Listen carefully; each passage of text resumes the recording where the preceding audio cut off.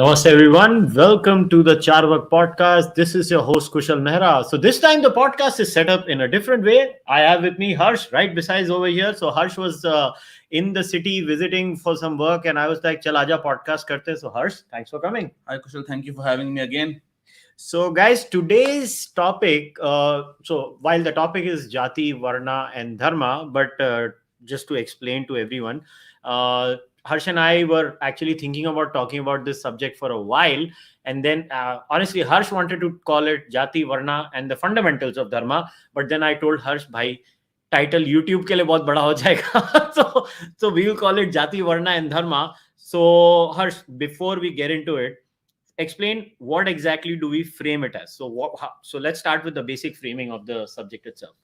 So the basic framing in this particular discussion is very simple. There are some people who say that Varnashram Dharma based on hereditary understanding of Varna, and then how that maps to Jati and Gotra and other societal aspects is a critical aspect of Dharma. Yeah. Is basically a non-negotiable, at least in some form, that hereditary Varna has to be there for it to be considered authentically Dharma. Yeah. You want to call authentically native thought, indigenous, decolonized, whatever you want to call it. Basically, that is, if you do not buy that, somehow you are deracinated. If you do not buy that form of worldview. And there are always people on social media who are trying to remind me that therefore, if you do not believe in this, and I think it's not just a social media topic. I think, first of all, it does not have too much political salience, again, as the recent elections have shown. Yeah. Of course, there are other factors as well. But it's unnecessarily a point of contention. And I think it's important to set the record straight, that it is not just because of various expeditious or reasons of expedience that we have to say what we are saying, but there is no fundamental reason to believe that, hereditary Varnashram is actually core to Sanatan Dharma. So it's not just what is needed today, although that is true. It is also very important not to concede any ground on the fundamentals of Dharma itself.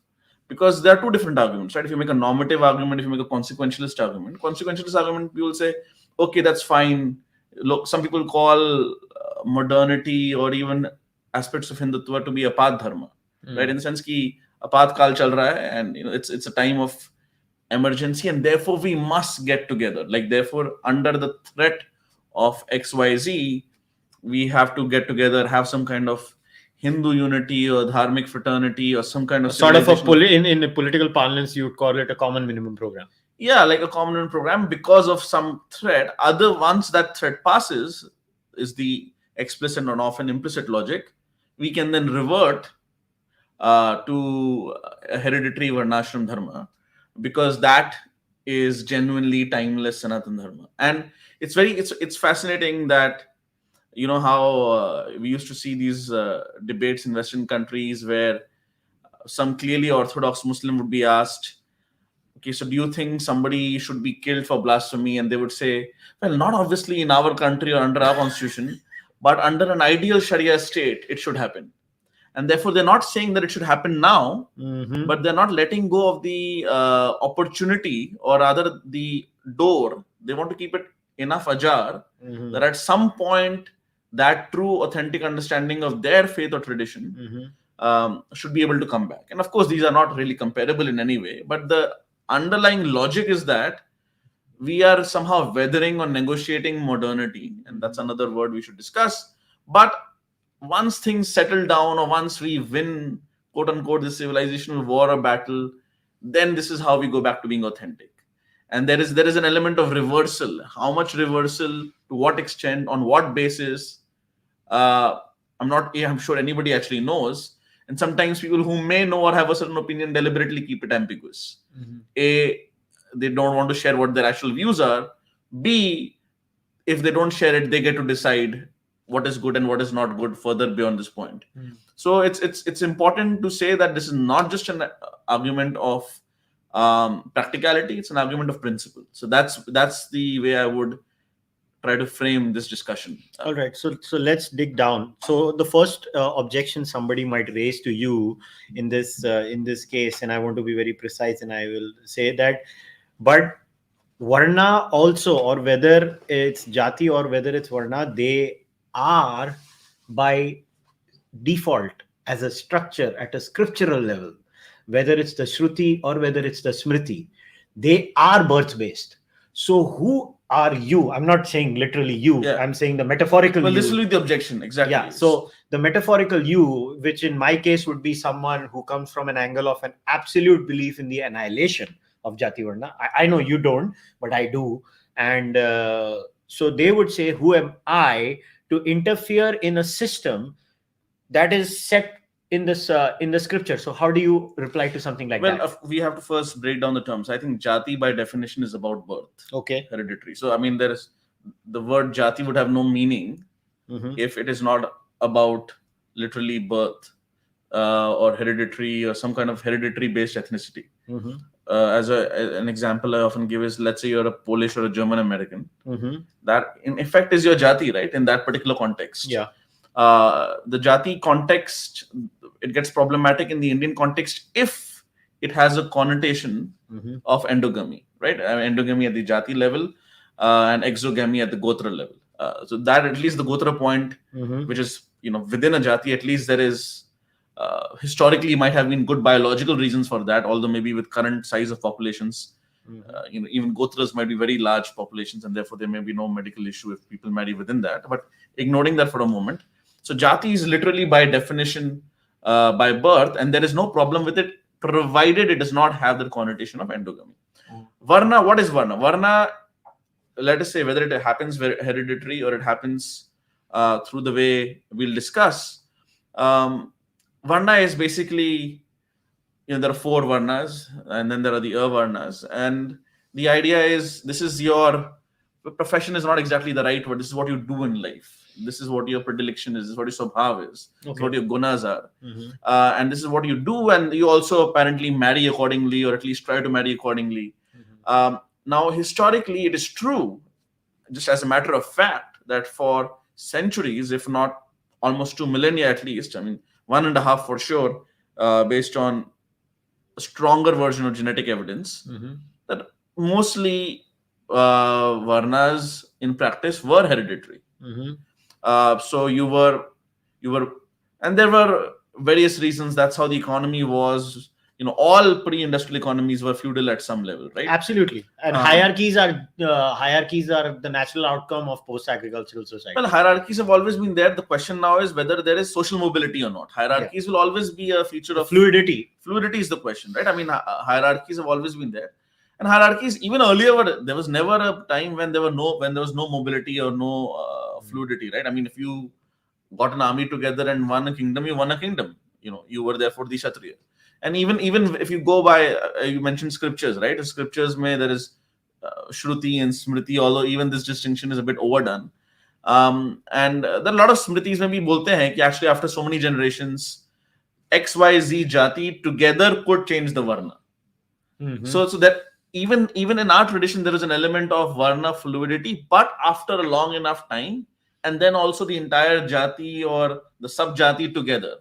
What was not there, or at least in principle, during this kind of, let us say, intervening Smriti time, and we'll go to the Shruti part, which was earlier in a moment, what was not there that is true is that in principle, an individual could not change his Varna. So what happened was you had the option of flexibility of groups, aka Jatis, jumping Varnas. And if you don't want to believe in hierarchy, let's not call it jumping up or down, but let's say jumping sideways. Got it. So for example, you could be an agricultural based community fully. So let's say Shudras, but the entire tribe clan joins a king, all become soldiers, and therefore at some point they become Kshatriyas, or during some way they kind of migrate for whatever reason. They become Brahmins or Vaishyas or whatever, or maybe they become Shudras. So that element was always there, and in reality, for all we know, maybe there was even more flexibility than even the theory allows. So the Dharma Shastras, the Smritis, the Dharma Shastras particularly come from the Dharma Sutras. The four surviving Dharma Sutras are Gautama, Apastamba, Vashishta, Bodhayana.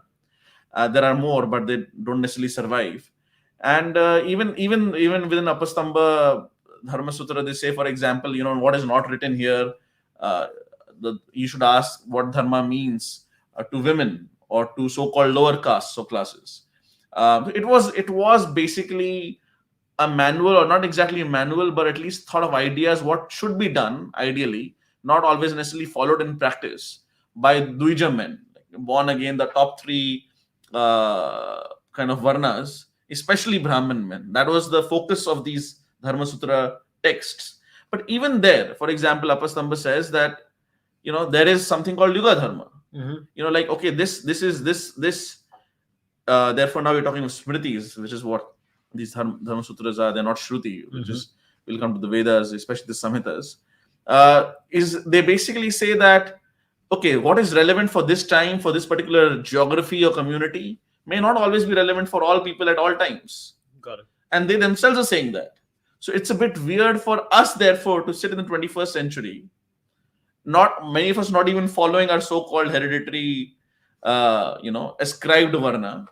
So, for example, let's say you are a professor. Let's say, you are a Vaishya by Jati. So, like, let's say if you were actually following a hereditary varna, but you are not. You become a professor. Therefore, now by varna you are now a Brahmin, but by Jati you remain a Baniya or a Vaishya. Got it. So, like, and similarly, there are many by Jati Brahmins who might be, for example, in the Indian army today, and they are therefore in reality doing the varna work of Kshatriyas. So when we colloquially say Baniyas or Rajputs or Brahmins or others, we mostly mean the Jati aspect of it, because we don't necessarily mean what they're doing. Because there might be, of course, we all know there are many professors who happen to be from a Dalit background or from a Shudra background or Ati Shudra background. So they are, in terms of their Varna practice, they are all Brahmins. But we colloquially, when we say, we kind of lap it up or map it to the Jati aspect of it. And therefore, there is this confusion. And all these three terms together, right? Varna, Jati, Gotra, they all come under the caste label, which is not even an Indian word. And there is so much confusion about it. But taking one step back, right? So there are the Shrutis and the Smriti. We talked about the Smritis, which is, what is remembered. Shruti is what is heard. And the Vedas, especially the Samhitas, are like the Rig Veda, Samhita especially, is the oldest known Indic text, at least the oldest extant Indic text. And, except the Purusha Sukta 1, the 10.90, there is, as far as I know, no mention of the four Varnas in Rig Veda Samhita. Even some people at least try to say maybe it was later on interpolated. I'm not sure. I'm not sure if that is true. But even in that particular sukta, it's not mentioned as hereditary at all. Yeah, and just to give more information to people over here, it is very important to understand that even inside the Rig Veda, there is an internal chronology, right? So you have the family books, that is 2 to 7, and then you have the other books. So the family books are coming way before the other books. So even the Purusha Sukta, if you consider it in that way, it's Mandala 10. Yeah, so it's Mandala 10. It's a new book. So even that idea of the hierarchy, in that sense, comes much later on in the Vedas. Yeah, and even within that, at least within the Rig Veda Samhita and the other Samhitas also, the other three Samhitas also, there is no mention of hereditary at all. Although you will find, the Vedic kind of literature will also include the Brahmanas, the Upanishads, the commentaries. And in there, fluidity is the question. Right? So no, that's fine. In you'll find those there in some cases. But even here, it's important to understand when we say birth and hereditary are not two same things. It's very important to understand why I'm saying that. Maybe Varna is by birth, in the sense that by birth you have a certain inclination. So you're talking about the gunas. The gunas. So let's say you have certain gunas. So when you're born with certain gunas, and your natural inclination over a period of time takes you to that. There is nature plus nurture, but the nature part at least was towards a certain direction. But having said that, and many of us who have siblings know that not all siblings have the same gunas or predilections. And therefore, birth and hereditary are two different things. Birth is not always the same as hereditary / lineage. again, colloquially, we often say Varna should be by birth. For example, Ambedkar and Savarkar would say, and not by birth, as at least initially Gandhiji was saying. But the idea was that, okay, even if you concede it is by birth, it is not the same as being hereditary. So somebody might have the inclination to be a soldier, and he might be born in a family which has no such hereditary idea at all. Yeah, but this is where the debate comes in, right? So if I was to take the Puri Shankaracharya ji, a lot of times there is this, according to his view, he says the famous Bhagavad Gita verse is Chaturvarna Maya system Guna Karma Vibhagascha, right? 4.13, I think.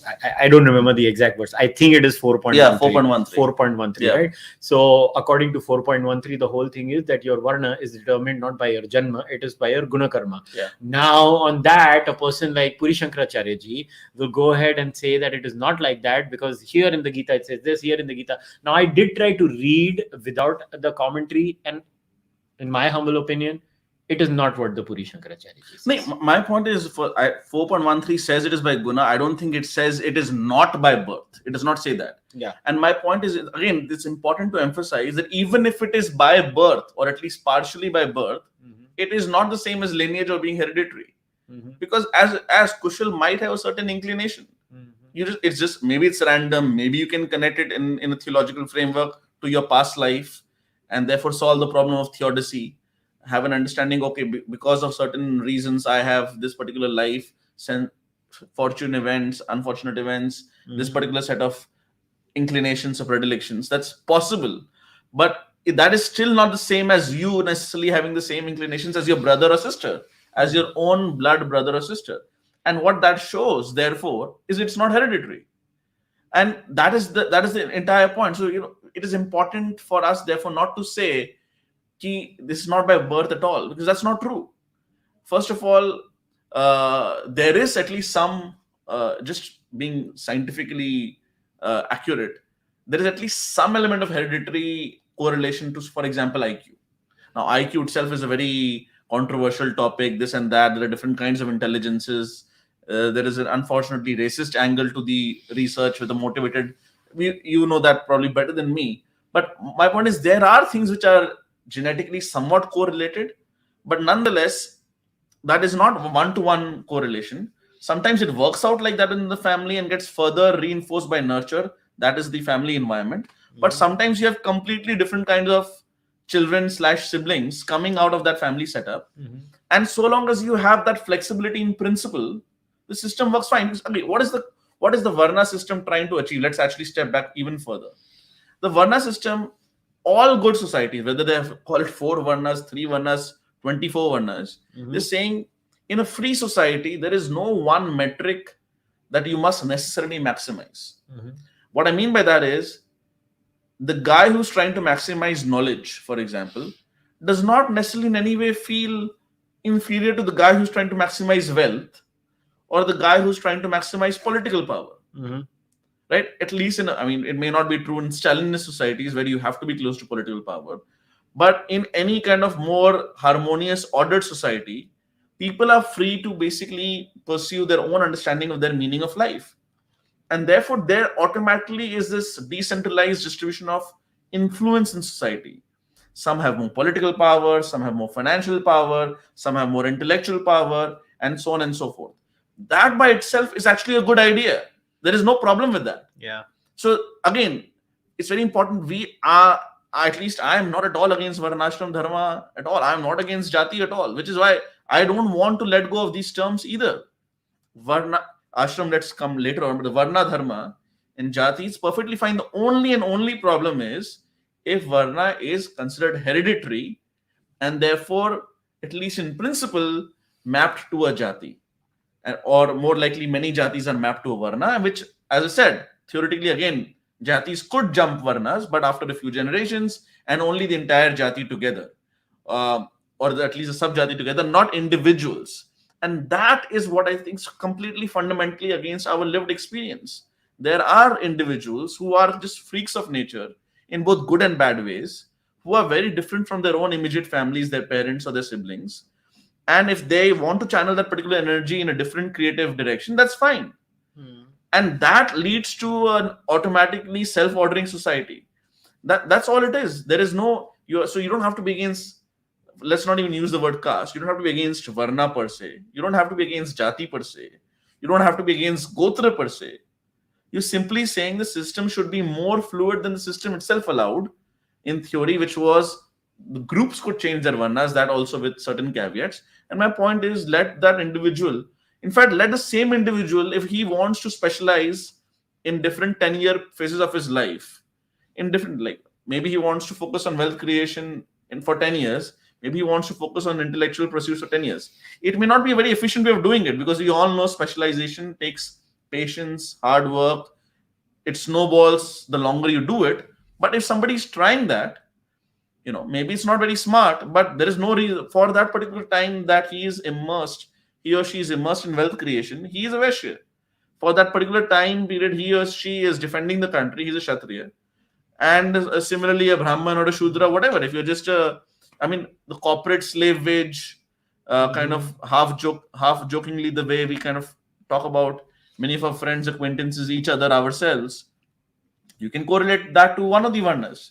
So the only problem is that it should not be considered hereditary by definition. Now, in practice, of course, especially during Muslim and British colonial rule, is let's say if your Hindu schools were being attacked by Muslim rulers who wanted to convert more and more of you, to their religion. How could you preserve the Vedic knowledge if you can't run a public school? The only way you can preserve it, for example, is by running it within your family.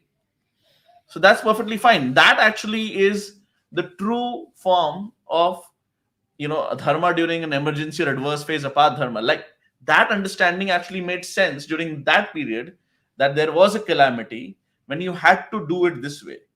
Therefore, you had to go for that flexibility. What we are doing now is we are inverting it and saying that particular understanding is the Sanatan version, and what quote unquote reformists with a smirk, the way people say, that actually is not authentic. And my point of view is, again, if you want to consider something as hereditary, do that. Nobody is stopping you. No? So, for example, if a doctor encourages his or her daughter or son to become a doctor, there's nothing wrong in it. The problem becomes if you try to say only a doctor's child can become a doctor, right? If others can also plausibly, reasonably, with hard work within their lifetimes become doctors, there's no problem if doctors are helping their children becoming doctors. Because some parents give their kids monetary resources, some give their kids guidance, some give their kids connections. I mean, there are various kinds of nepotism as well. Some give them political parties. And some of them are not able to keep it, right? So again, that by itself is not a problem. The problem is when you say the social mobility is closed, that therefore this is a closed guild and others cannot enter that. That in principle is wrong. Again, in reality, you can take a long time to change that. I had tweeted about a particular matha saying that only so and so can join the Vedic school run by them or one of their subsidiaries, and people are like, no, that's wrong, that's how it is. And I'm like, okay, fine. It's very interesting that people who otherwise want to give a definition to the Hindu Indic dharmic framework, and there are three different things, but this is not the podcast to discuss that. When you say that allow all Hindus to be part of XYZ, they immediately say live and let live. Otherwise, they want to define what is truly being Hindu and what is not truly being Hindu. So in that case, what if somebody came to you, in very specific to this case that you're talking about, what if somebody came to you that only Brahmins, ये वो किस्सा था ना जहाँ पे सिर्फ ब्राह्मणों को यूनिवर्सिटी में admission, not university, a Vedic पाठशाला, sorry, Vedic पाठशाला. I don't follow it, so इसके लिए मुझे याद नहीं था. So I want to be very. No, actually, a lot of people said me, why are you writing about this at all? If these are not, if some pans or sampradayas are not modernizing, quote unquote, let them go extinct. That's what some people said to me, and I said, well, that's a completely wrong attitude to have. First of all, a mat set up at least in theory by Adi Shankaracharya ji, cannot just be let go. And of course, there's a beautiful ideology of Smartha and all that it entails in terms of Panchayatna Puja, the idea of having multiple gods, but you can still kind of prioritize one god, one Devi Devta. These are all beautiful worldviews, not just India, but the world needs. And I don't think there's anything wrong in very humbly, politely discussing this, so long as I don't support the government, by the way, forcing to open these kind of pathshalas. Institutions should be left So alone. I just want to put that on record. I am not in support of the government forcibly saying. So your case would be you were folded hands say I'm just trying to persuade, and even if the government ever does this forcibly, then it should do it across all societal aspects wherever there is any such issue, and not target any one particular community or caste. That's very important, because in Tamil Nadu, for example, the DMK, the Periyarites, the Dravidians, they do have a very clear anti-Brahmin, almost visceral bias, and sometimes has a lot of anti-Semitic language kind of character. I think Periyar once actually compared Brahmins and Jews both in a negative way. So there is a very bad history. I've been told by friends, politics is very sexualized. So I'm not being from there. I respect that feedback, and I want to put it on record that this is about the principle, not any particular state or caste or community. If there is any, let's say there's a brokerage run by Agarwals or Jains, and they say only XYZ should join as interns or trainees, I'm completely against that. So, I mean, I'm not saying the two are comparable, but if anything like that happens, I'm fully, completely, unambiguously against it. So, I just want to make a point of principle, because what is happening is most of us have, anyways, because of this industrialized, post-industrialized kind of society economy, people are following all kinds of jobs based on their education, based on what they like, based on what they're good at, based on what can quite frankly get rewards in the marketplace. But somehow we want to say it's only in religion that nothing should change, and to me that doesn't make any sense. I mean, forget Ambedkar. If you don't like, for some people who do not like that, we can discuss Ambedkar separately. Savarkar was very clear that we should have examinations for various kinds of priestly positions in different sampradayas, and how do you run it, what are the logistics? These are all valid questions. But Savarkar was very clear that it should in principle be open to everybody. He in fact spoke of the 7 shackles of Hindu society. I think one was untouchability. I think the second was not eating with people of different communities, castes.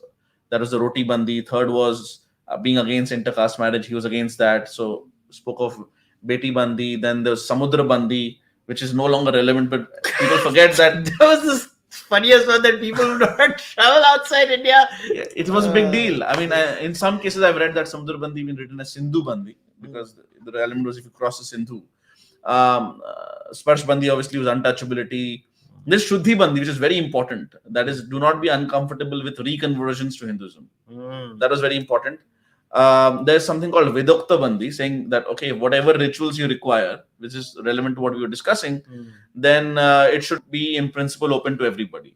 So you're not against the rituals, you're simply broadening the base of who can do those rituals, again, with all the proper qualifications. And some people say 6-month course is not enough. And I agree with the criticism that, it should be rigorous. That if to be a particular kind of Acharak, whatever the particular position is, takes 10 years, then make it 10 years. Do not make it 6 months. Make it difficult as hell, but make it equal for all. That's all. And in fact, even then it's not equal, because you'll grandfather everybody, which is fine. But those who are entering it now, they should enter on an equal basis. And they have an opportunity, I guess, 2 decades, 3 decades down the line. So the system will gradually change. You don't have to forcibly change the system at all. Just allow it. And, it's very interesting. People say, but it's a massive sacrifice. Who will come? And I said, if nobody will come, then anyways, just open it. What's the point? If nobody will come, you should not be against opening it in principle. And then they actually say, no. Actually, this is one of the few jobs available to XYZ community. Then in that case, if we have to speak of all of Hinduism, even within that sampradaya, it should again in principle be open to everybody of that sampradaya. So this is all well-meaning people. Nobody has any bad intentions. Most of them don't. But I think these are basically arguments that are self-contradictory. And I mean, the Japanese did it. The Japanese they had also, see, all pre-industrial societies had some kind of caste system, from not just the Indians, but the Japanese, the Koreans, the French. Plato had a 3-tier system. Yes, we had all the way going back to ancient Greece, and of course, the kind of slavery or semi-slavery plantation system, not just in North America but in Latin America, and that actually the word actually caste comes from casta. I think it's a Portuguese word. Yeah. So, all of them had it, but they all deliberately, as they entered modernity. What is modernity? It's important to discuss that as well. I think modernity is when you make the bargain with the larger society that you're ready to risk relative decline, not guaranteed. You're ready to risk relative decline of your status or perceived status in turn for overall expansion of pie, so that even if that bad scenario happens in your case of a relative decline of your status, you are overall better off. So basically, modernity is when you are saying, I'm risking some percentile position for overall absolute gain. And in a way, it's not just casting, it's about economics as well. Luddites, what are the Luddite protests against the Industrial Revolution in Manchester or elsewhere? That, okay, we have these jobs. These are these big new machines. People who own them will do very well. We will lose our jobs. So we stop them. We break them, we throw stones at it. And what society gets together and say, okay, wait, hold on. Let us make sure there are enough mechanisms of internal mobility. Therefore, everybody kind of, not everybody, but most people or more people sign up to this contract, so to speak, social contract, whereby you understand the risks of change, what Shamter called creative destruction in economics. But with the understanding that the overall pie is increasing and there will be enough of a safety net that everybody will have a shot at that social mobility. Now, this is not always realized in practice. I mean, clearly the children of the rich get a much better education than the children of the poor. You can try to make it better and better through some government quality education. There are politics of it, of teacher unions, etc. But one aspect of modernity, and this is not just about caste or economics, but about gender relations, about international relations, is you're basically saying we are signing up for certain rules of games where there could be more volatility, but with the understanding that nonetheless, ex ante, we would at least in absolute terms come out ahead. So one of the reasons, for example, China did not have an industrial revolution. It had amongst the large empires, it had the most modern, pre-modern state, was because there was a centralized power.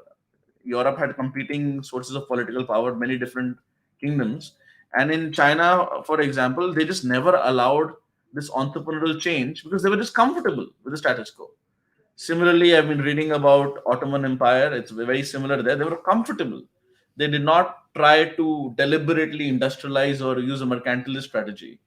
So part of modernity is you're saying, I am risking relative status loss for absolute material or otherwise gain. So what I observed in this entire process that you were explaining, the most fascinating thing is when you try to explain Jati Varna, and this is my conclusion and my extraction, whenever I hear about Jati Varna from different commentators, I don't see any individual. Yeah, I just don't see it. Exactly. I don't see it. I don't see any individual in the entire discourse of Jati Varna. Jati as a fundamental concept is itself a group. Varna also is a group. It is a set of people who have those particular qualities. So the moment you say it is a set of people, it is a group description. Now, the thing with modernity is, what did modernity do? Now, people can like it, people cannot like it. I though have no shame whatsoever in claiming that modernity is good. And fundamentally in consonance with Dharma. Yeah. That's my understanding, or at least Sanatan Dharma. We'll get to that. Yeah. We'll get to that. Now, my thing with modernity is that modernity, what it changed fundamentally in the way people looked at the world was, it changed the locus of focus from the group to the individual. Yeah. It flipped it, which is why it could have these reforms, it could have these breakages, it could have these change of norms. Now, whatever now somebody could come back and say, but not necessarily, because what about the Lingayats, for example? That was a group response to a group hierarchical issue, right? It was not, but it could happen in some cases, but eventually modernity focuses on the individual, not on the group. Or what do you have to say about that? I mean, let's first, it's an excellent brief detour you brought up, the case of Lingayats. It's important to understand the Lingayats, at least in theory, reject the caste system. Of course, in reality, they ended up becoming a caste of their own. Yeah, which is kind of ironical. Which is, I think, also what you were hinting at. In theory, they also reject the Vedas, which the Veerashayavas don't. And the kind of, in terms of practices, kind of call them cousins almost. I think both are Shaivites, if I'm not wrong, in Karnataka. And which the fundamentals of Dharma, we didn't discuss that part. Like what exactly, and this is also relevant to the modernity and individual part you're saying, is okay. So first of all, what is Sanatan Dharma? There are many dharmas, small d dharmas, capital D dharma. What is Sanatan Dharma? Sanatan part means eternal, right? Sanatan means eternal. Eternal has to be universal, but universal has to be a universalism which is okay with heterogeneity. Because any universalism that is not okay with heterogeneity, that actually wants homogeneity, has to perforce be an imperial universalism, which is what Islam and Christianity, at least in their orthodox versions, are. So what happened was, the world over, we had these pre-Abrahamic religions, animisms, paganisms, what I call various dharmic puns. And I think it's important to use our own vocabulary to describing the outside world, not just our own world.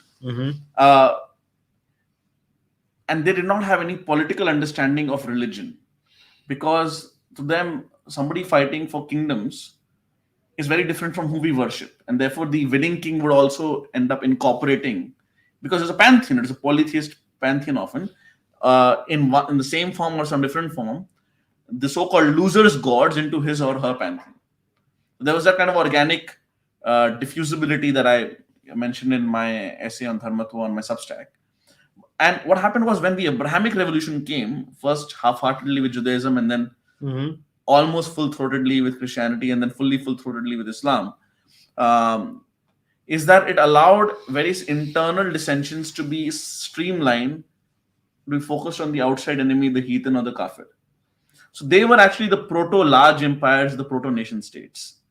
What happened was, what led to their expansion is also what led to the internecine sectarian warfares. Because, ultimately, if it's about power, then who gets to decide to wield the power within? And therefore, you have Shia, Sunni, you have Catholic, Orthodox, Protestant, and you have very, very brutal, bloody civil wars, religious civil wars, out of which, in the case of Christianity, came out the concept of the modern nation state. The Treaty of Westphalia is kind of an iconic date or example of that. And after that, it just got more and more towards where people said, okay, we are clearly killing each other on the basis of our understanding of Christianity. And therefore, let's make Christianity less and less important in the public sphere. So in that sense, the genesis or origins of modern secularism is very much within Christianity. But if you look deeper, it's against Christianity. It's like the virus is separate from the vaccine, right? The virus was an internecine sectarian Abrahamic warfare. The vaccine was a nation state. So for example, what happened is, when during the Protestant Revolution and the European religious wars of the 17th century, for example, where the Germanic Protestants were often fighting with the, let's say the Catholic Italians and the Spaniards and others. Interestingly, France, which was the most incipient state, even though mostly Catholic majority, often was on the side of the Protestants. Because the moment you start thinking like a nation state, you already have that particular identity, that group identity, and therefore you do not need an Abrahamic affiliation, religion or sect to give you that coherence. And which is what Iqbal understood, that the biggest enemy of these two universal religions is modernity, is the modern nation state. And that nation state, therefore, also incipiently allows individuals to choose their lives, because that was the basis of its creation. Yeah. That you can choose what you want to worship, because we went through so many wars. We kill tens of millions of each other in a time of less population. Yes. Now, of course, the question is what is relevance to that of in India? Well, first relevance is there are many Abrahamics in India already, 300 million almost. And even inside the Hindu fold, there are too many Abrahamic Hindus. And even if there are none, but because you do have a modern nation state, continental sized, subcontinental sized, how would you decide in the future that if you're quote unquote not secular, you're not separating even dharmic panths? Okay, panth nirpeksh is the right definition, not dharma nirpeksh. That is true. How would you define who would I give patronage to? Which sampradaya to? Yeah. If you're a 7th century Harshavardhana, it's fine if you are simultaneously a Shaivite and a Buddhist, because ultimately, at least at some level, there is not fully, at some level, the king's property is the Rajya's property, but it's also there is an element of personal discretion on how he spends it. Plus, the kingdom is not modern, it does not have deep roots at the ground level, it's not all of India, and therefore there are many kings patronizing many different dharmic sampradayas and panths, and it kind of works out in harmony. But now that you have a modern state with digital reach, knowing what everybody is doing, one state, more than 1 billion Hindus, 95%, 90% of the world's Hindus live in India. If this state starts giving patronage based on intra-dharmic panths and sampradayas, imagine that thousands of years of harmony built, because now we live in this modern state context, will become a massive basis for, if not civil war, massive internal political tensions. So what do you tell to those people then? I have to come in here that modern state and modernity are responsible for the destruction of the family unit, and they always make this point. Oh, look at the West. The West is such a pathetic society. By the way, I don't know how the West is pathetic. I mean, anybody who has lived there, who has family there. I mean, I always give this argument to my wife. She's a Westerner. So I tell her, like, according to some people, your society is pathetic. And she just smirks. See, first of all, no society is perfect. Nobody's making that claim as if India is perfect. And exactly. So neither here nor there nor anywhere else. Secondly, as of now, Western societies are more prosperous. And that makes life easier for a lot of people. Based on many self-reported happiness metrics, it seems that despite being really dark and otherwise depressing, for example, the Scandinavian societies do well. Although, of course, in many ways, their suicide metrics are also quite high. So it's always a mixed bag. But the larger point is, just like Orientalism is wrong, the way Edward Said said, I think he had more in mind Islam, but we could also extend that to India or China for that matter, where you basically use a broad brush for any Eastern society or civilization and say, they are like that, they are lazy, they will never do this, they don't have the Protestant work ethic, etc., etc. It is equally wrong, and we should be able to say this from a point of self-confidence and therefore no massive baggage on our shoulders, that we do not need to do this to the West either. That is Occidentalism. That there are all kinds of people with very diverse views that have evolved over the centuries and decades and so on within the West. I mean, there are, as I said, even in a post-Christian context, in a pre-Christian context, there was Protestants, Catholics, Orthodox, there's a Judeo-Christian angle, there's a Greco-Roman angle, there's a liberal secular angle, there's a left-right angle, people who are always disagreeing, and people sometimes disagreeing at the level of the individual. So what is the Western view? What is the Indian view? Is there if we are to use these words, and we often use it very casually, then we have to go to the bare minimum common standard. And to me, that's not Western or Indian.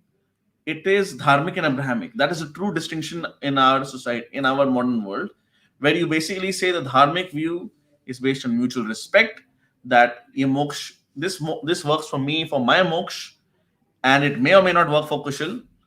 I'm not saying this is the only way for Kushal as well. And therefore, as we've often discussed, others have said, it is beyond just respect or mutual respect. It's just beyond tolerance. Yeah. And it is to mutual respect. Basically, mutual respect with reciprocity. There is no mutual respect. There is no mutual respect means reciprocity. It's a golden principle. Yeah.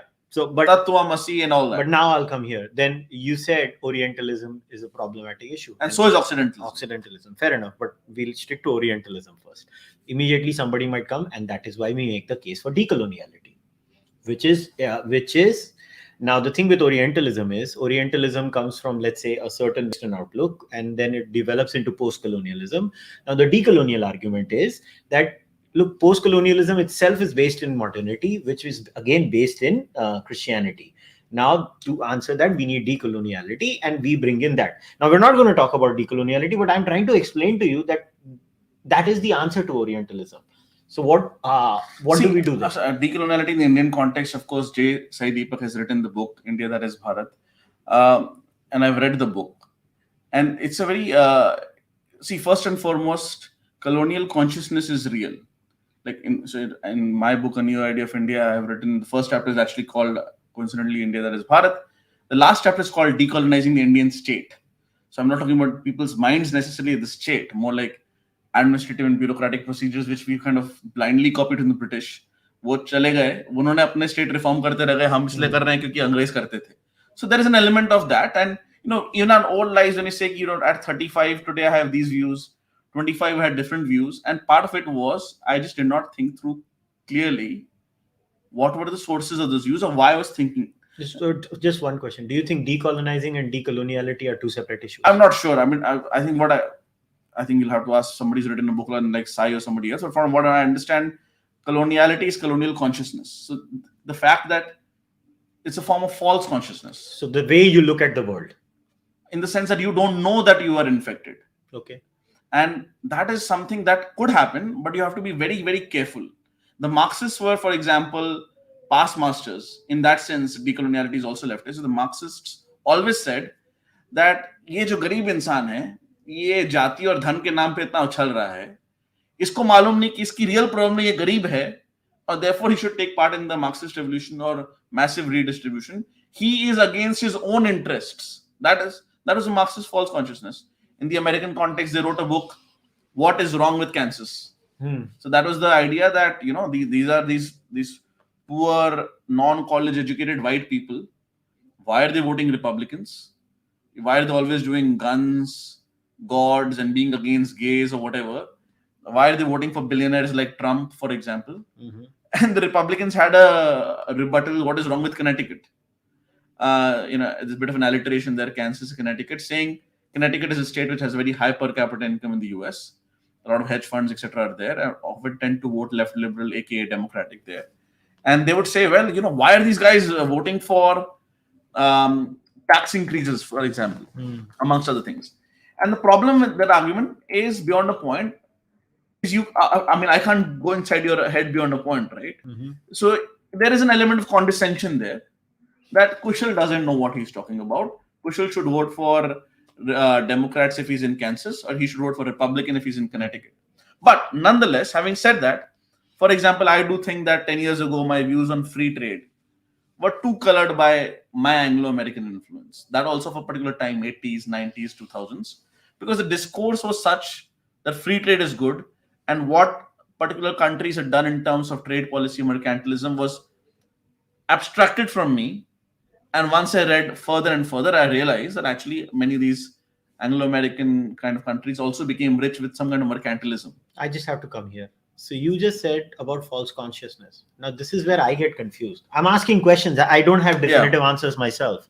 Now, why is the false consciousness only when the British came or only when the Mughals came? Now, what if I will do this now? If everything is about groups and there is no individual, then what if tomorrow somebody from a particular jati in Maharashtra, let's say the Mang or the Mahar, right?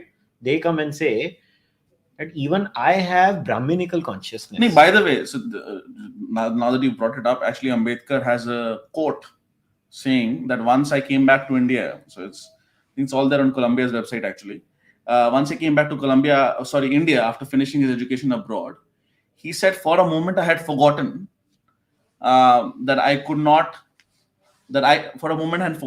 actually a Mahar, and therefore I could not check into any hotel. Now, not to mention that, of course, there are many different kinds of discriminations in the West at that particular time. Race-based. But he said that being outside, I was just an Indian. Within Indian, there were no differences. When I came back, and he narrates his instance of even despite having a very high, well-paid position, उसको कोई रहने की जगह ही नहीं मिल रही थी. मुंबई में near the train station, and a bunch of, and he goes through all religious groups, Parsis, Muslims, Christians, and of course Hindus, saying that मुझे सबके यहाँ रहने का प्रॉब्लम हुआ. किसी के होटल में से मुझे मार के निकाला गया, किसी की बीवी ने मुझे इनडायरेक्टली अपने हस्बैंड को बोल दिया कि ठीक है वो इधर आ भी गया चाय पी ले तो इधर रहने नहीं वाला है, etcetera etcetera. And despite I think having a position from Baroda or something, he could not actually stay where he wanted to stay. So consciousness is there, but getting back, yes, you're right. I'll come to that in a moment. But okay, decoloniality to decolonizing to what? So there is, let us say there is something, there is some bhusa in our heads, and I think No, I admit to that. and I also think, I'm simply saying we have to be careful, because there is an element of somebody who genuinely disagrees with you after much thought. You false consciousness of any kind, from right or left, is basically telling him कि तुझे पता ही नहीं तू क्या बोल रहा है. No, we are, I mean, at a level. So I'm going to use existentialism here. It's actually an interesting idea. So existentialist philosophy कहती है कि you're born in a running train. You're not born as a blank slate in that sense. Yeah. आप एक train में जा रहे हो जहाँ पे societal systems हैं, everything in its place, and आपके ऊपर उसके असर आते हैं. To anybody to deny that is crazy. So for me to deny that I am totally open guy, there is no Western influence on me, is nonsense. I have it, but my point is different. I don't mind it. No, वो तो separate issue है. Whether that influence is positive or negative, in some cases positive, negative, absolutely valid point.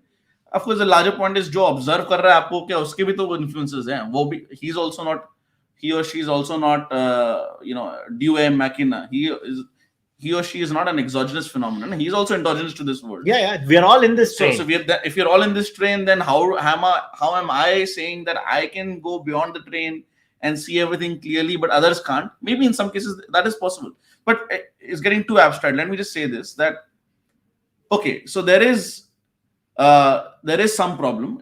A problem is identified. Now decolonize, or let's use a broader term, be more authentic, be more indigenous, be more rooted, be more Hindu, be more dharmic. What does that mean? Then you have to go back to saying, what is our authentic selves? Birth-based Jati Varna. So that's exactly my point. But that's, if you defend that, that's one problem. For 1500 years, again, genetic data shows that was the lived reality of India. Absolutely. So I'm not denying it at all. But it also shows that, by definition, that during the Rig Vedic times, for example, there was more intermingling, because if that endogamy happened around 500 AD or during the late Guptas, as per the latest data, you followed this much more closely during your other talks. But let's say 2000 years pehle, it was all much more intermingling. Then were those guys authentic, or were the later guys authentic? So if you want to go back how much in time? Do you want to stop at the Smriti period, or do you want to go back to the Shruti period? And if you want to stop at the Smriti period, then on what basis? Of basis of convenience? So, or let's put it this way. If you want to remove Western influence, should we stop Dalits from entering mandirs? And if your answer is no, we should not, then the question is on what basis? And if your basis is no, it's from within the Hindu tradition, Ramanujacharya, Vishishtadvaita, then that's exactly the point. The reformers are also trying to say that whatever is wrong within the dharmic cosmos in India can be solved by what is right within it. So there is nobody is trying to make a point that what we are trying to do. Yeah, but I'm very uncomfortable with this framing itself, because this basically comes down to the moment you use the word West, somebody will say, West se aaya, main nahi accept karunga. That's a very restrictive way of looking at the world itself. Ki aap kisi se seekhna hi nahi chahte ho. I agree, and my point is, what is good, we've always accepted. But I'm making a separate point. I'm saying, okay, even if we agree to that proposition for a second, what is our view? You have to first define that, right? What is our authentic view? Now, where the traditionalists and you have a disagreement. No, but if you go back to the Rig Veda is saying, I'm not sure how this universe was created. I mean, that's the famous part in Rig Veda. Suktam. The Suktam says, I'm not sure. Maybe the gods know, maybe the gods don't know either. Well, it does try to explain it later on, but yeah, yes, the agnosticism is there. Well, agnosticism, more than that's the skepticism, not cynicism, skepticism. So when people say, do you believe in the Vedas? My point is, what does it mean to believe in the Vedas? In any case, Lingayats is saying, at least in theory, that they don't believe in the Vedas. I don't.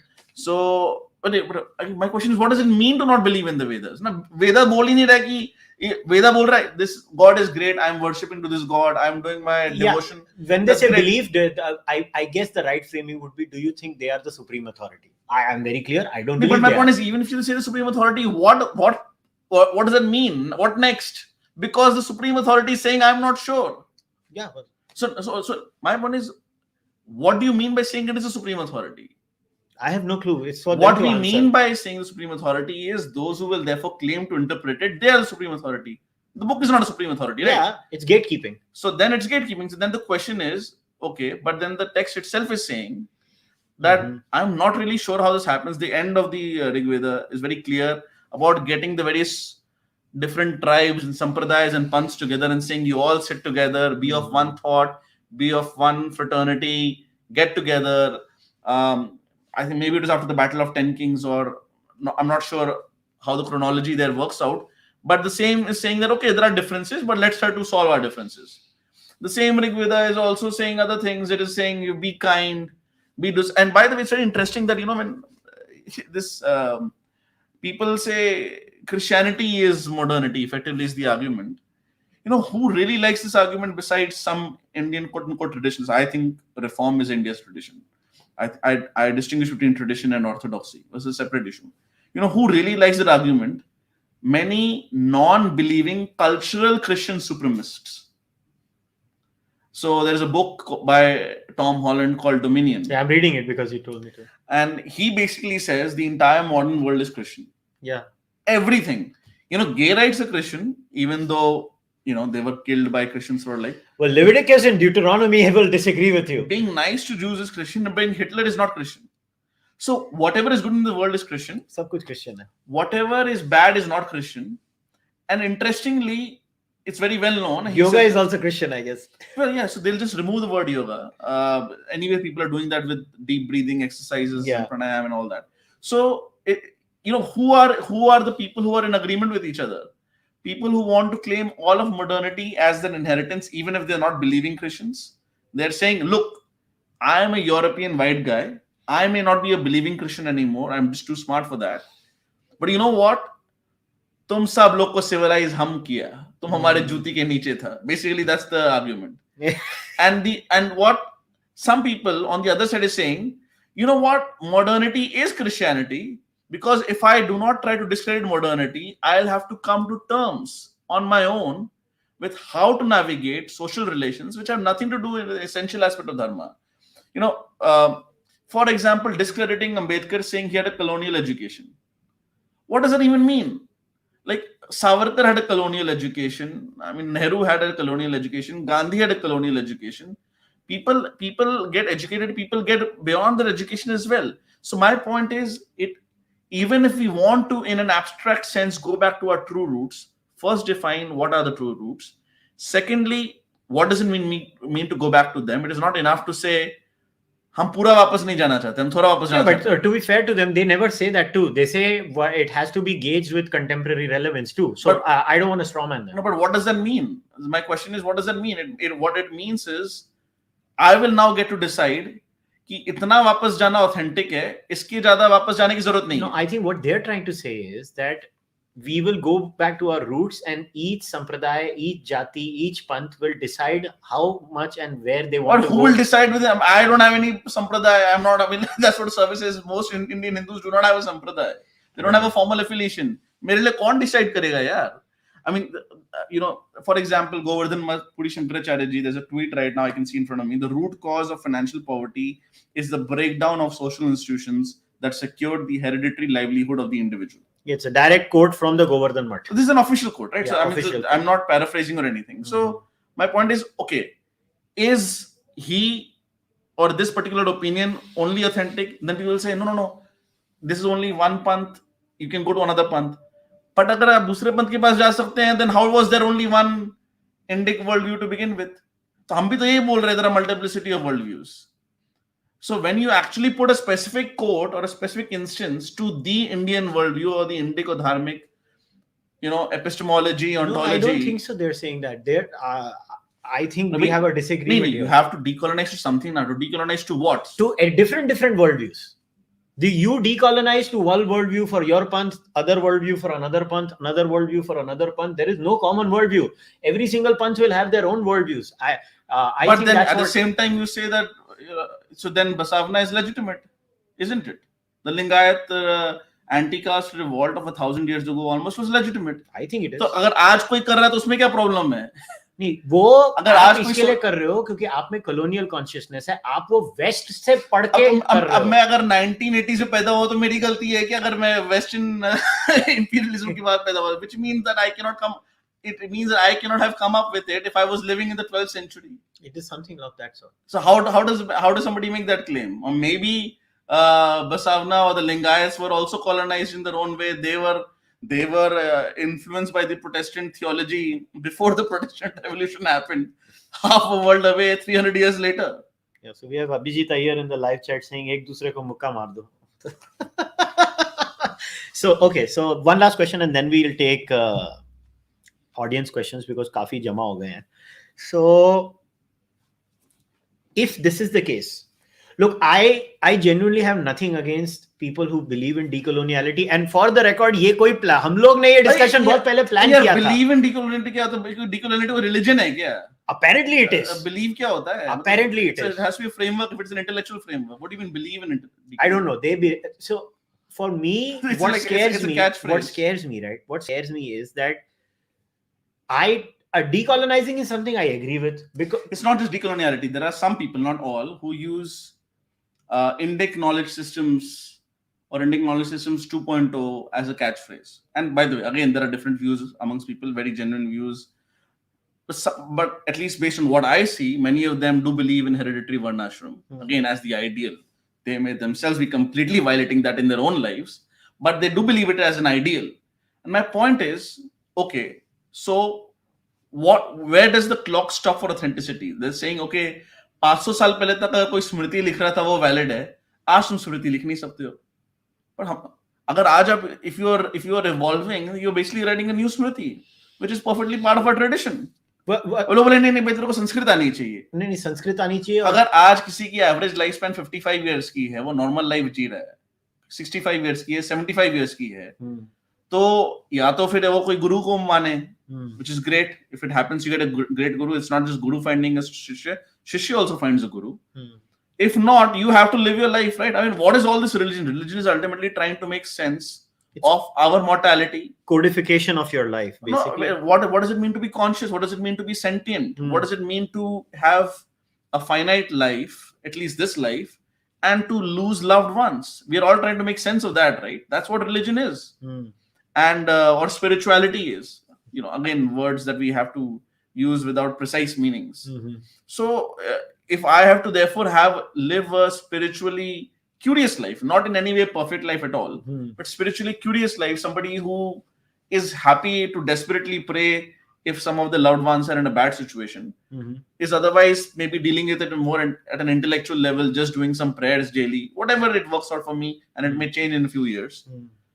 So my point is, this should not in any way be considered as inauthentic or less authentic. Who is anybody to give that certificate? अरे भाई सब लोग जी रहे, सब मर जाएंगे. आप, if you are genuinely awakened, you do your own search, however imperfectly.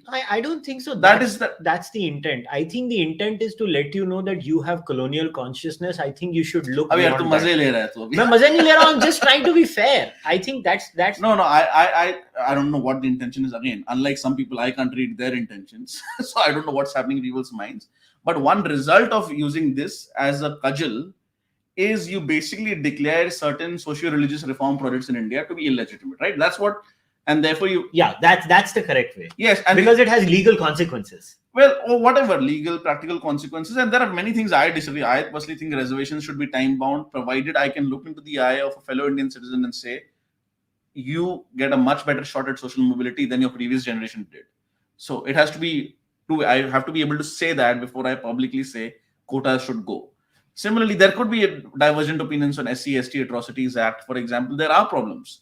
It is analogous to 498, etc. I personally think everybody should be considered innocent until proven guilty, and never vice versa. There are reasonable things that we can agree or disagree on. But, you know, first and foremost, मैं बोलता हूँ, अगर आपको लग रहा है कि reform problematic है, funnily enough, आज के conservatives जो हैं, वो yesterday के reform को मान लेते हैं. So Hayek wrote a very interesting essay, although not in obviously the Indian caste context. He wrote it. Frederick Hayek wrote an essay in the more of the Western political, philosophical, economic context, saying why I'm not a conservative, small c conservative. And one of the main points he was trying to make was, conservatives by definition are only trying to conserve what today exists. They're never trying to roll back what the other side, the revolutionaries, the radicals of whatever persuasion, managed to achieve, made that fait accompli, and therefore the new status quo. And my point is, I will respect somebody who says कि नहीं उनको मंदिर में भी नहीं जाने देना चाहिए अगर आप दूजा नहीं हो तो आप बोलो ना then I understand, but you are not giving me a framework to say this is my aim. You are saying हमको थोड़ा वापस जाना है. थोड़ा कौन डिसाइड करेगा कि इतना थोड़ा वापस जाना तो लेजिटिमेट है, उससे थोड़ा ज्यादा जाओगे तो आप इलेजिटिमेट होगे. और अल्टीमेटली बेसिकली आपको डिसाइड करने का पावर चाहिए ना कि इतना जाना लेजिटिमेट है, इससे ज्यादा जाना लेजिटिमेट नहीं है. It's just a new form of gatekeeping. That's all it is. Okay. So you give me an objective standard within the Indian context. Forget global, universal, moral equality and all that. Within the Indian standard, what is the Indic worldview that is authentic, that is legitimate, Hindu, Dharmic, epistemology, ontology, theology, whatever you want to call it. This is what the standard is. We have to work towards that. Now, there are many other aspects in terms of culture, dress, language is a bit more complicated because, of the diversity. But many other things like culture and dress, or maybe at least Sanskritizing all our languages, there's a lot of consensus. The reason we discuss the point of non-consensus is because that is the point of disagreement. Right? So people like Raitas hai, ye trads hai, but it comes down to caste because that is a point of disagreement. It's a funny thing is that you and I also don't agree on so many things. Yeah, why will we if we don't? Yeah. I'm trying to convince this guy forever to allow dual citizenship in India. No, I don't agree. As of now. So, okay, chal, abhi questions lete hain. So, we'll take a few questions because, and coincidentally, somebody has asked this. Would 2047 be the right time to start reducing reservations for OBC and then slowly reduce SC/ST? How to make sure they don't last in perpetually? I think it's an excellent question. I'm not sure about the date. Date is impossible to give. Well, I sounds like a symbolically important date to have. Why just OBC? Maybe all of them. The point is, it is directly connected to our economic progress. Mm-hmm. The richer we are, the more socially mobile we are, the less killings and discriminations we have in the name of intercaste marriage, the more genuine fraternizing that happens, intermixing. It will be easier to make a case. For example, again, to take an example from the US, second and third generation Hispanics or Latino Americans, a large portion of them are identifying as Caucasian Americans. So maybe not all of them will. In some cases, they're clearly not white, they're more brown. But this actually phenomenon happened with Italians, to some extent the Irish, who were both Catholic, and also the Jews earlier. So what is mainstream and not mainstream keeps on getting changed. Are we going to get a new book, How the Hispanics Became White? Because there's How the Irish Became White, folks. Yes, I think How the Jews became white. Anyway, it's a big topic of political discussion there. But my point is, once that natural integration is there, two-way, not one-way assimilation, automatically there will be some people who will become full-on caste quota activists. They will be protesting and calling everybody who at that point calls for a sunset clause of the quotas to be casteist. ऐसे लोग होंगे because वो उनका industry होगा. But the larger number of people will say, you know what, this is not required anymore. But in the short term, I think what the political parties are doing is they're actually increasing the contradictions. So instead of removing any quotas, as imperfect as they are, because they're often not very well targeted, we have a dichotomy that we want caste quotas, we don't want a caste census, and etc. Is what, for example, Prime Minister Narendra Modi did just before the 2019 elections. He introduced EWS, which I think 11 states have done so far, others have not. Again, not perfect, but there is an element of, instead of removing something, ek add kar do. Like so-called upper caste में जो lower income लोग हैं, उनको भी कोई protection मिलनी चाहिए. तो आपने एक category add कर दी. Is it conceptually beautiful? It's not. But does it serve the purpose for the moment? Yes. So, it's not about the date, but it depends on economic growth. It depends on a social mobility. And when a large number of people would be able to say, yes, these are professional caste quota activists, they're only out for themselves, but the lived reality in India has changed, it will automatically happen. Yes. And anybody who thinks that situation is there right now in India is just lying to themselves. Yeah. Although I must say it is much better than earlier. So it's also important to acknowledge the improvement. So, for example, intercaste marriage numbers, we see 5%, but those are dated numbers. We don't really have contemporary latest numbers. But if I'm pronouncing the community right, Burakumin community in Japan, which was analogous to our scheduled caste or Dalits, in the 1940s had an intercaste marriage rate of 5%. Today it's 70%. I think I was talking to Razib. Razib says in another 100 or 250 years, the Indian gene pool because of intercaste marriages will be completely changed. Razib is That's what he's looking at the trend from the genetic and population. Razib is a very smart guy. So my only thing is whatever Razib is saying, it might happen 10 years earlier. That's all. Because I think because there is a social kind of snowball effect that he may or may not be taking into account. No, because his was purely from a genetic and pop gen point of view. He's just extrapolating the data. Yeah, he's looking at the data and he said another maximum 200 years. Yeah. Minimum 100 years. He's like your gene pool, you can't even make out the difference. Yeah, I think Veer Savarkar had a famous quotation saying that all the religious commandments of the world have no chance against sexual attraction. I'm paraphrasing him. So I see part of women being financially independent, educationally empowered, leading to more intercaste marriages, leading to the Hindu identity becoming stronger, and leading therefore to a peaceful resolution of the Hindu-Muslim communal question from a point of strength, but a peaceful resolution. These are all interconnected actually. These are not happening in silos. The reason why we are seeing this massive wave of BJP victories, amongst other reasons, one of them is a relative weakening, not a full weakening, of the caste identity compared to the Hindu political identity. And I always say that Hindu political identity is a bit of a tautology, because Hindu identity per se, per force, is political, because there is no Hindu ritual, right? The Hindu. I'm either worshipping, I'm either a Vaishnava or a Shaivite or a Shakta. I'm doing this particular puja or that particular pilgrimage. The Hindu word is not there in most of our earlier scriptures, at least. So in that sense, it is a political, aggregationist identity.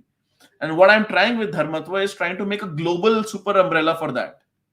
If people want to come back to various kinds of neo-paganisms, then, why not use our vocabulary for that? And why not use our epistemologies for them? Exactly. So as I often say, like I was saying at Sham's show also yesterday, that one of the reasons why a neo-pagan renaissance about 100 years ago got discredited, and for, in some cases, good reason, is it got conflated to the far right. Whereby you say, we are bringing back Lithuanian modes of worship and it's only for Lithuanians. So you kind of become a polytheist, but you don't lose that monotheist streak. Yeah. And what, for example, the Smartha does, the Panchayatna Puja does, or Hinduism at large does, is it says, ye aapke bhagwan hai, but you also respect other bhagwan. The Panchayatna Puja, or you have 6 Devi Devtas, you have one of them as Ishta Devta. So for example, if you're Lithuanian, you could have 3 or 4 out of the 5 as your Devi Devtas. One could be a German god or goddesses. उससे क्या होता है, वो जो interlocking pantheons बन जाते हैं ना, that kind of self-respect. So the reason you were mentioning our epistemologies is important is their revivalism also has to be made sure it does not go towards a white nationalist kind of route, which is one of the reasons why it got discredited in the modern West. Okay. So that's just an interesting subtext there. So 2 things I'm going to mix with the reservation thing. Obviously, it's something got to do with education. And they say when you create cutoffs in exams, right, which is different based on different categories, it ends up harming and creating burdens on the system. I'm paraphrasing the question. I'm not trying to read. So let me just say the reservation system is absolutely not perfect. There are massive problems. There are a lot of committees, I think, very late as well, that even within the OBC category, for example, say 2% of the population gets 50% of the benefits, something like that. So there are huge problems. We've all seen it. The point is, it's very difficult to unpack, because one way to unpack it is to get better data. The way you get better data is you have a caste census. But the caste census by itself increases caste consciousness, which at least the Hindu civilizationist and nationalist side is actually not very comfortable with. The Hindu civilization side is okay with caste quotas because as recompense, there's no other way out of it. Mohan Bhagwat, before the 2015 Bihar election, said at some point quotas jane padenge, and that was spun against him, saying he's a Maharashtrian Brahmin casteist. That is completely unfairly, because his point was a larger point. So the issue is, how do you make it better without good data? And getting good data will itself increase, because censuses are known to create the further consciousness. कि अभी तक तो मैं खाली हिंदू बोल रहा हूँ, Indian बोल रहा हूँ, मैं बोला नहीं, एक्चुअली मेरा पता नहीं क्या जाति वरना, मैं पापा से पूछ के बताता हूँ, मम्मी से पूछ के बताता हूँ, मेरा क्या गोत्र, I don't know anything. So yeah, but how will we decide that line, na Harsh, कि यहाँ पे reservations नहीं जानी चाहिए? It is like that reservations जाने का. In fact, somebody has asked this question. It sounds like the zero COVID policy. it can be improved. There are a lot of people who've made proposals saying, have some kind of deprivation indices, that if you add up so many points, part of it is economic, part of it is social, therefore then you go to that category. But roughly what we have done in India, for example, SC, scheduled caste, is only for Indic religions, but ST and OBC are for all religions. So OBC in India is not other backward caste, it's other backward class. That's the legal full form of the acronym. And therefore STs, for example, includes a lot of Christians, OBCs include a lot of Muslims, and there is an element of लोग बोलते हैं ना कि अगर कोई convert हो गया इस्लाम और क्रिश्चियनिटी में, वो SC ST और OBC में आता है वो. Yeah, but how would you solve that mismatch if I was to use? So I don't think there is a perfect way to solve it, but what I'm saying is the system in aggregate works. It does not work if you do a deep dive. There are huge problems if you take a magnifying glass. This is exactly what I wanted you to say, because a lot of times the straw man against reservations is, देखा ये flaw है reservation के system में. No, I'm acknowledging that it's not perfect at all. Yeah, but the question is that it works far more on average than it does not work. It's an imperfect system. Yeah. It's a system that, again, I've said on this podcast, I said earlier as well, I've tweeted, I've written articles in the book as well, that this obviously cannot be forever, because it goes against the grains of individual rights being equal in front of the state apparatus. At the society level, you have duties. At the state level, you have rights. And at that level, obviously, religion is just a more obvious example. But even caste quotas cannot be there forever. The issue is, okay, there is a history here. We are trying to solve it. How do we best solve it in the most humane way? Therefore, to be able to convincingly convince our fellow countrymen and women that now is the time to gradually roll back, or maybe at one fell swoop, the entire apparatus. Recently, I think it was either a SC or ST category Jati that voluntarily applied to the government to get out of the reservation. I think in Tamil Nadu, In Tamil Nadu, because they're like, we don't need it anymore. And I think that is the right way to do it. Yeah. Let that Jati, let that community that is getting the benefits of reservation. This is my answer. I would say this is the right way to do it. This is definitely a right way of doing it. Why I say this is because in general, वैसे तू मेरे से बहुत ज़्यादा optimistic है, मगर इस मामले में मैं बहुत optimistic हूँ. I believe in the innate goodness of a human. No, I agree. And communities by default are nice. So communities, when they see the benefits of capitalism, which again some people might hate capitalism too, because that also stems from modernity. But the point is that capitalism will eventually benefit everyone, and when those communities don't feel the need of it, they will automatically get out of it. It is very much linked to our per capita incomes, our economic progress, social mobility, intermixing, all of that. Just by a priori first principles, it matters. So yes, that's one way of basically giving it up yourself. But I think basically we have to be able to make a case with much more conviction that, listen, there is real social mobility in India. Because right now, if you look at most businessmen, richest businessmen, many of them are from a Vaishya background. Not all, but especially the traditional houses are from a Vaishya background. Yeah. Many of the kind of intellectual written professions are dominated by Brahmins and Kayasths. Now, it's not the fault of the individual Baniya or Brahman or Rajput or Kayasth that he or she has taken these opportunities in life. Obviously not. But there is some, not discrimination, but there is some head start you get. And my point is, if once we can minimize it, it will never go to zero. Absolutely. Then we can make a convincing case that, boss, now this is doing more harm than good. It is even now doing harm, but it is doing more good. Yes. So that's the right word. More good than harm. But there is harm. Even you are against Varna by birth. How are you for reservation? But my point is, if that was the axis of discrimination, then the recompense, the remuneration, the reparation, whatever language you want to call it, has to be on that axis, at least partially. So by recognizing the axis of discrimination is not accepting the fundamental assumption of that principle. अच्छा, ये तो मेरे को आज तक नहीं समझ पड़ा. लोग वर्ना एंड जाति बाय बर्थ, वर्ना बाय बर्थ में बिलीव करते हैं और उससे उनको अक्रूड बेनिफिट्स को टोटली डिनाई करते हैं. मतलब ये कमाल का सिस्टम है यार. Yeah, the two don't add up. या मतलब ये कैसे डिसाइड किया, ये भी मेरे को आज तक वो डिकोड नहीं कर पा रहा हूं मैं. See, to be fair, most people who are it's one of those, it's a stated preference, not a revealed preference. Let me put it that way. In economics. So I genuinely mean it. Like, people are doing very practical choices in their professional, educational life, even in their social lives, actually, often. but there's a totemic quality to that कि ये original authentic है. कभी ना कभी हम इस पे वापस आएंगे. To me, my humble point is that is not true, because आपके मन में जो है ना वो भी intermediate states था. That's all I'm saying. अगर आप सच में authenticity की बात करना चाह रहे तो आप थोड़ा और पीछे जाओ. That's all. हंटर गैदरर में जाओ ना फिर तो. मतलब हंटर गैदरर मतलब श्रुति फेज में भी चले जाओ ना. आप भगवद गीता चलो, it's kind of okay. Shruti proximate adjacent. Go to the Rig Veda, go to the Samhitas, the other 3 Vedic Samhitas. See, उधर नहीं लिखा हुआ. If it was so critical to Dharma, do you not think it would have been written in the 4 Vedic Samhitas? यार मैं तो इन लोगों को सिर्फ एक ही क्वेश्चन. लोग बोलते नहीं वो mantras हैं, but they've written a lot in the 4 Vedic Samhitas. If it was really urgent and important, एक जगह तो लिखा होता ना कि ये वर्ना हेरिडिटरी होता है. कहीं नहीं लिखा हुआ in the 4 Vedic Samhitas. I don't know good enough Sanskrit, definitely don't know good enough Vedic Sanskrit, but जो मैंने multiple translations से पढ़ा है, and I've requested people to please prove I'm wrong, and I'm happy to be proven wrong. That's how I learn. Enlighten me, educate me. If it is there in the 4 Vedic Samhitas, is where it's explicitly mentioned it is hereditary. As far as I know, there is no direct mention. English में 3 complete translations है, Wilson, Griffith और Jameson. मैंने Griffith पढ़ी है, Wilson आधी पढ़ी. Latest Jameson है 2014 में आई है. तो Jameson नहीं पढ़ी मैंने. Jameson सबसे latest updated translation. But whatever it is, it's quite clear it's not there.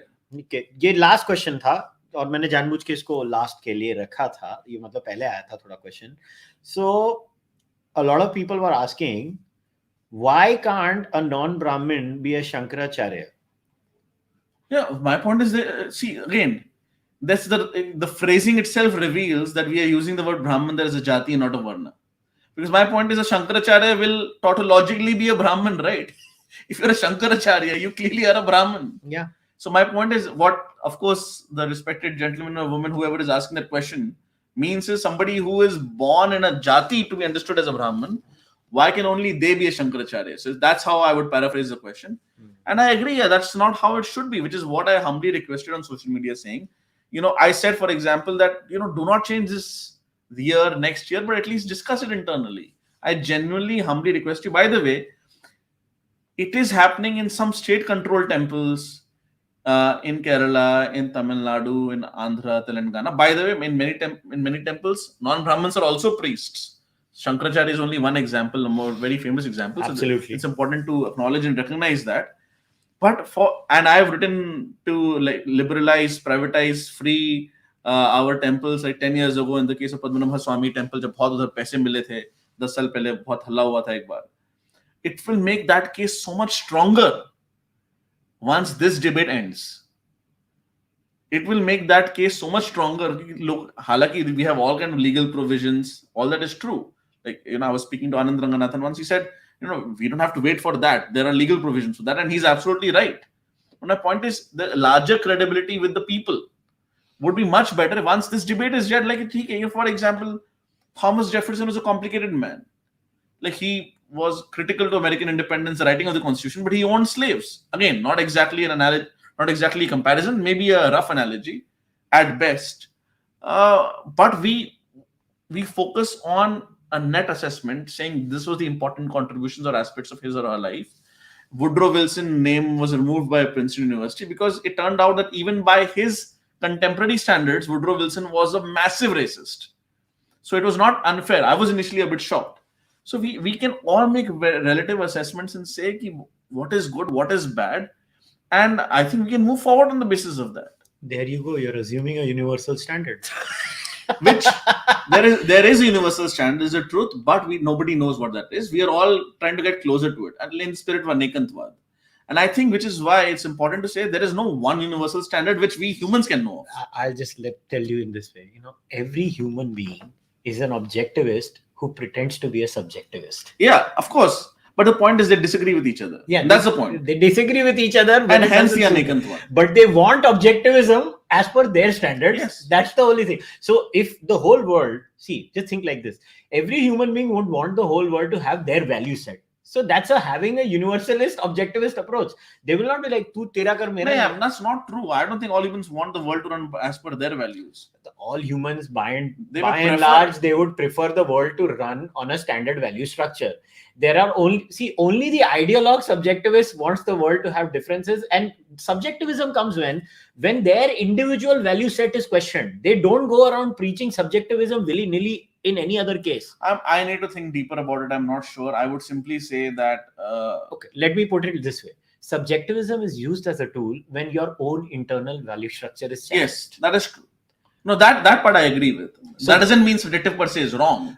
But it is also used in that way. That is correct. Well, in my view, it is just a wrong way of living life, because if human flourishing, now you can take the utilitarian view or the consequentialist view, whatever view you want, even from a consequentialist point of view, even from a utilitarian point of view, even from an anekantwad point of view, if you want maximum human flourishing, what is the aim of life eventually? Yeah, the example I was saying was, for example, 20 years ago, gay marriage was not there in most societies. Now it is there.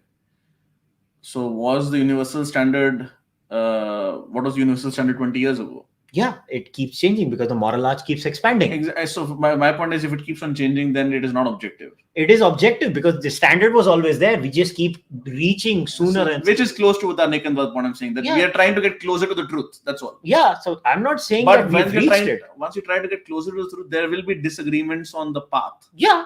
Which is why it's great to have different nations. Yeah, fair enough. But we should at least try to be objectivists. Let me put that way. Okay, so two last things. I think ye to main yes or no mein answer kar dunga. Someone has said intercaste marriage is on the rise in Gujarat. Do you think it's because of industrialization and capitalism? Absolutely, I agree. This is because I want, और ये last है, इसके बाद बंद करेंगे.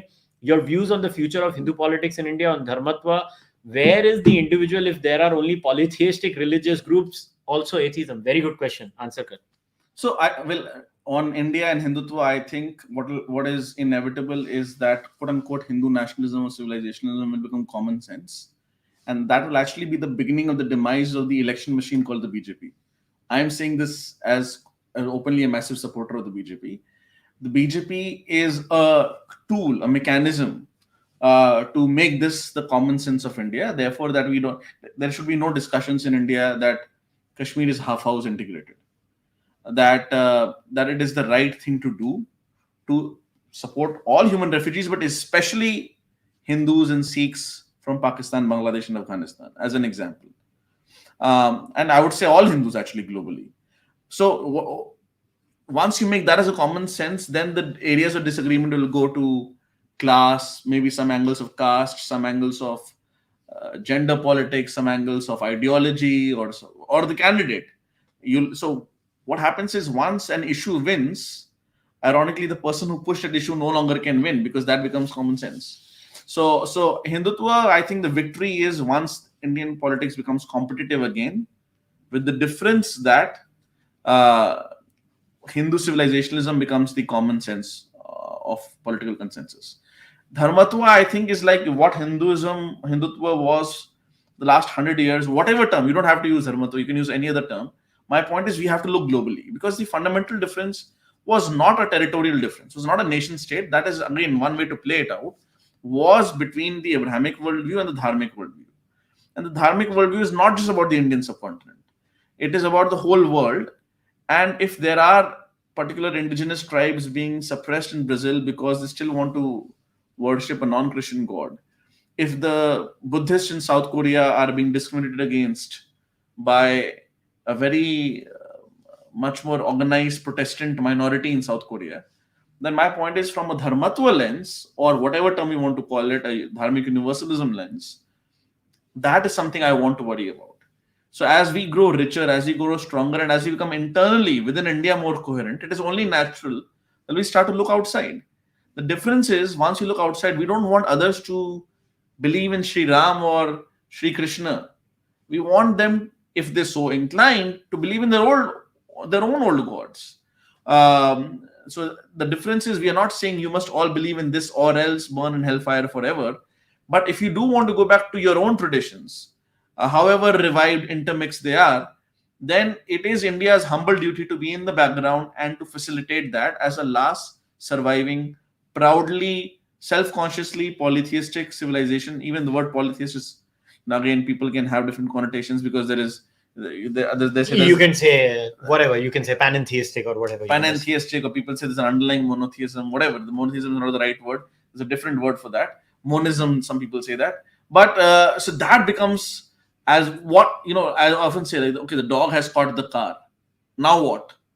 You are the world's third largest economy by 2030. Mm-hmm. You are internally much more self-confident. There is no there's no China, forget Pakistan, which can do anything to your country's internal problems anymore. Even within Indian Muslims, there is much more modernization, let us say, happen, partially because of what is happening in the Gulf right now. Let us say that optimistic scenario plays out. It may not, in which case we are further in the Hindutva phase. But let us say if it does play out, what are you going to do with all that power? What is the aim? Because the reality is, realists say national self-interest. But again, that's tautological, right? Okay, what is the national self-interest? Yeah, but the question there was, where is the individual even in Dharmatva? No, individual is very much there because polytheism by definition is individualistic. Your relation with your Devta. No, but the point is there are multiple gods. Which god will you worship? And which, even if you worship 3 or 4 or 10, which one will you prioritize? I mean, in Hindu families, somebody is a Hanuman Bhakt, somebody is a massive Shiv Bhakt, somebody picks up the phone and says Hare Krishna. In the same family, somebody will always go to a Kali Mandir. So, I mean, is other individualistic kya hoga? Because there is no, I don't even care, my mummy or fufa ji or mama ji kisko puja karte hain. Correct me if I'm wrong. So what I'm understanding from your point of view is the sheer availability of the multiplicity of choice leads to individualism. No, which is why they say that polytheism, or what we call polytheism, the broader dharmic praxis framework, is intrinsically about mutual respect and not just tolerance. Because you see, the moment you say, okay, he or she is finding spiritual sustenance through worshipping that god or that philosophy, need not even be a god, by the way. Because there's a question about atheist, and atheist also has different connotations within. I'm not one. Within our language, there is astik, nastik, which in turn means whether you believe in the Vedas or not, which also we discussed. So whatever, I mean, about Pula Deshpande, Vajpayee ji once very famously said in a speech on Savarkar, I think 30-40 years ago, Vajpayee ji said, कि जो इतनी आस्था से कोई चीज में विश्वास करता है वो नास्तिक कैसे हो सकता है? He was like, if you have any strong convictions, how are you an atheist? Is paraphrasing what Vajpayee ji had said. So God, this Nirankar God, God is itself is a concept that you have to much interrogate deeply, right? I mean, so it's atheist it has a very clear meaning in a Christian or Muslim context, but in our context, it is a bit of a different, much more diffused meaning. So to answer the question, the individual is by the very definition always there, because if dharma is not about your individual understanding of spiritual salvation, moksha, whatever term you want to use, what is dharma otherwise? The whole point is that there is no one size fits all, except that at least the superstructure, the framework, has to make sure that nobody else gets to dominate others based on force or any other way. Fair enough. All right, guys, we'll wrap up today's discussion. Now, definitely, we did not aim to give any definitive answers in today's discussion. Well, we don't have any. At least. I still don't. How do we give those definitive answers? So we don't have definitive answers, but I have a lot of questions, which is what I'm known for, asking a lot of questions. So as far as I'm concerned, this is an ongoing conversation. I also want to clarify, if people have any confusions, Harsh was just here for a quick visit and we had planned this podcast a long time ago. So अगर कोई सोच रहा है कि हम किसी को respond कर रहे हैं या नहीं कर रहे हैं, और कर भी रहे हैं, तो नहीं, मैं क्लैरिफाई कर रहा हूँ क्योंकि लोगों को बहुत ये होता है कि ऐसे, अरे आपने ये किया वो किया, नहीं, इट वाज जस्ट अ जिसको जो लग रहा है लगने दो, नहीं, जिसको जो लग रहा है लगने दो, मगर सच बोलने में कोई नहीं, that is true. I just came to Mumbai yesterday. Yeah, so he just came to Mumbai. We were anyways going to do this discussion even if he was not in Mumbai, but as always, Harsh, pleasure talking to you. Thank you. And we'll wrap today's discussion, guys. We could, I tried to make most of whatever little equipment we had and whatever we had. So this was an interesting thing. It's actually a lot of fun, to be very honest. We're sitting side by side and having a conversation. So Harsh was sahi tha. So Harsh always used to tell me, "Teko aise karna chahiye, wo dusre tarike se nahi karna chahiye." So we will try to do this more often than not. Whenever, maybe if I travel to Kolkata, I'll try to chat with Harsh. I don't think you're traveling to Kolkata. That's a separate issue. So guys, we'll wrap it up. Please support the Cārvāka podcast. Subscribe on YouTube. Like the video. Leave your comments over there. If you have any questions for Harsh, in the description of the podcast, you will have Harsh's Twitter handle, and also go and buy Harsh and Rajiv's book, The New Idea of India. A New Idea. A New Idea of India. You know the link. You can go on Amazon, wherever you want to, or Flipkart, or jahan se bhi lena chahte ho. Also, please support the Cārvāka podcast either by becoming a member on YouTube or on Patreon, or by buying the merchandise or sending your donations through UPI. I will see you next time. Until then, take care. Goodbye.